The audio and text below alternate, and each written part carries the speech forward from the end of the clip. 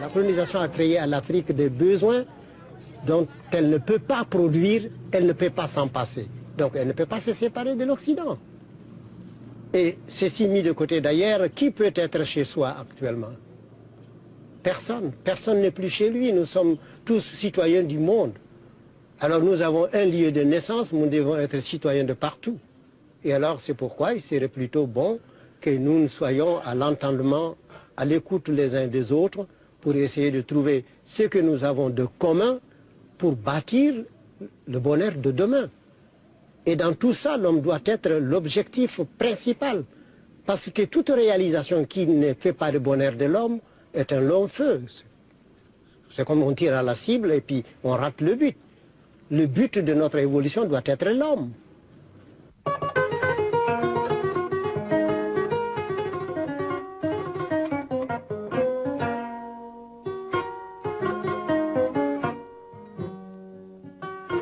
La compréhension n'est pas la même en Europe qu'en Afrique.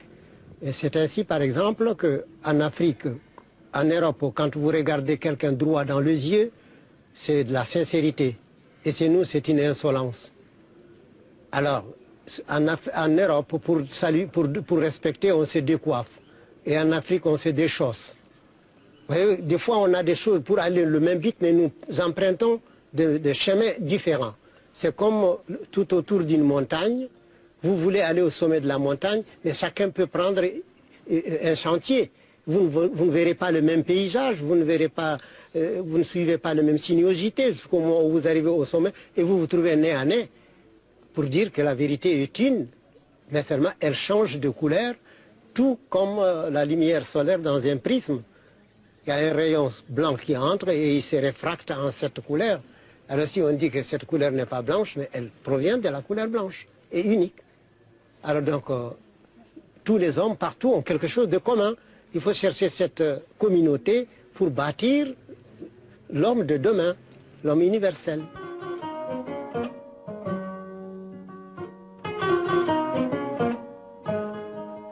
Il faudrait que la tradition occidentale se considère comme une des rails du chemin de fer et que la tradition africaine se considère comme l'autre. Alors les deux sont nécessaires pour que la locomotive se déplace. Mais ils sont parallèles, mènent à la même gare, mais il ne faut pas les mélanger. Parce qu'il y a des fois où, évidemment, il y a des, comment vous appelez ça, les tiges qui réunissent les débars sur la terre. Il y a des moments où on se rencontre, mais ce n'est pas toujours pareil. Alors donc, il faut accepter d'être l'un à l'écoute de l'autre. Et au moment où l'Européen écoute l'Africain, il faut qu'il cesse d'être Européen pour être un élève ne connaissant absolument rien, accepter qu'il ne sait pas. Et alors, parce qu'on dit chez nous, celui qui sait qu'il ne sait pas saura. Celui qui ne sait pas qu'il ne sait pas ne saura pas. Et on a fait ça comme un petit poème peul.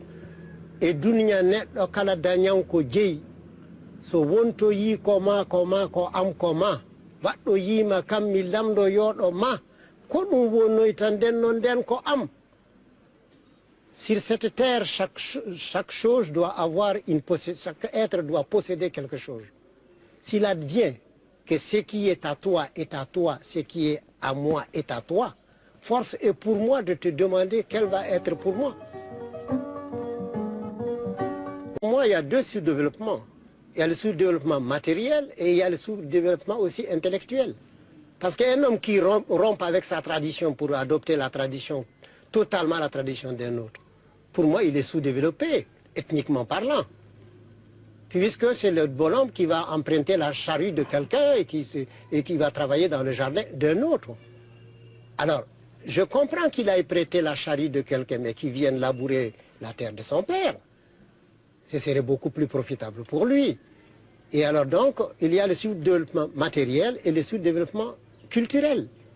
Et or, l'Afrique n'est pas culturellement sous-développée, mais elle n'a pas eu le moyen de s'exprimer.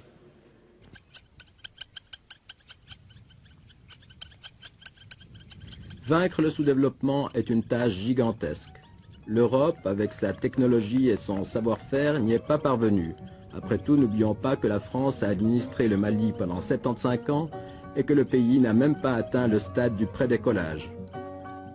Les dirigeants africains aujourd'hui s'attaquent au sous-développement avec la vigueur que donne une meilleure connaissance du problème. Ils le doivent de manière pressante, car le peuple attend d'eux qu'ils donnent un contenu concret aux idéaux d'indépendance et de décolonisation. Leur responsabilité est écrasante.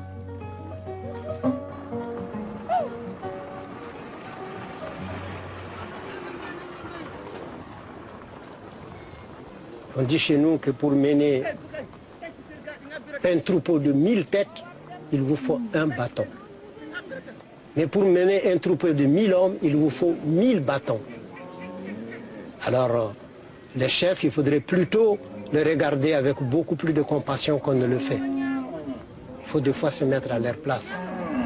Je rencontre des difficultés terribles, je me demande moi-même personnellement comment ils dorment.